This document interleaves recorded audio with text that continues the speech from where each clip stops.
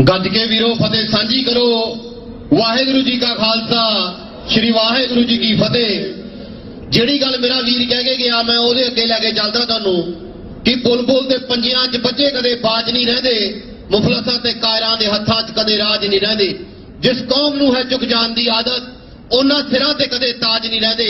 ते इतिहास गवाह है सिख कौम ने हमेशा जिन्नी कुर्बानी दित्ती है सब तो पहला सिख कौम अगे आई है जदों भी कुर्बानी का सिलसिला आया है। ते इह जिहड़ी 34वीं सिख डे परेड है ਇਹਦਾ ਜਿਹੜਾ ਸਭ ਤੋਂ ਜ਼ਿਆਦਾ ਜਿਹੜੀ ਵਧਾਈ ਦਾ ਪਾਤਰ ਹੈ ਉਹ ਸਿੱਖ ਕਲਚਰ ਸੁਸਾਇਟੀ ਹੈ, ਜਿੱਥੇ ਗੁਰਦੇਵ ਸਿੰਘ ਕੰਗ ਹੋਰਾਂ ਦੀ ਅਗਵਾਈ ਹੇਠ ਜਿਹੜੇ ਮੁੱਖ ਸੇਵਾਦਾਰ ਨੇ ਗੋਪਾ ਰਾਏ ਜੀ ਤੇ ਚੇਅਰਮੈਨ ਢਿੱਲੋਂ ਸਾਹਿਬ ਤੇ ਬਾਕੀ ਸਮੂਹ ਇਹਨਾਂ ਦੀ ਕਮੇਟੀ ਦਾ ਬਹੁਤ ਬਹੁਤ ਧੰਨਵਾਦ ਹੈ ਜਿਹੜੀ 34ਵੀਂ ਸਿੱਖ ਡੇ ਪਰੇਡ ਆਈ ਹੈ।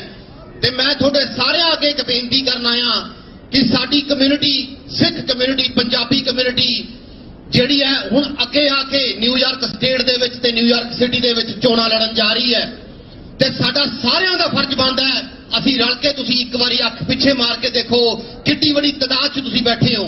ਤੁਸੀਂ ਲੈਂਡਸਕੇਪ ਚੇਂਜ ਕਰ ਸਕਦੇ ਹੋ। ਕਿਉਂ ਸਾਰੇ ਇਲੈਕਟਡ ਅਫੀਸ਼ੀਅਲ ਤੁਹਾਡੇ ਕੋਲੇ ਆ ਰਹੇ ਨੇ? ਕਿਉਂਕਿ ਉਹਨਾਂ ਨੂੰ ਪਤਾ ਹੈ ਨੰਬਰਾਂ 'ਚ ਤਾਕਤ ਹੈ।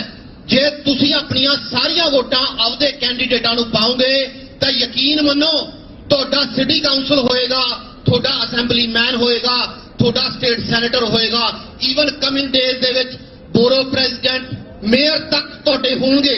ਜਦੋਂ ਤੱਕ ਤੁਸੀਂ ਸਿਸਟਮ 'ਚ ਨਹੀਂ ਆਓਗੇ ਉਦੋਂ ਤੱਕ ਤੁਹਾਡੀ ਆਵਾਜ਼ ਸੁਣੀ ਨਹੀਂ ਜਾਣੀ, ਸਿਰਫ ਤੁਹਾਡੇ ਨਾਲ ਵਾਅਦੇ ਕੀਤੇ ਜਾਣਗੇ।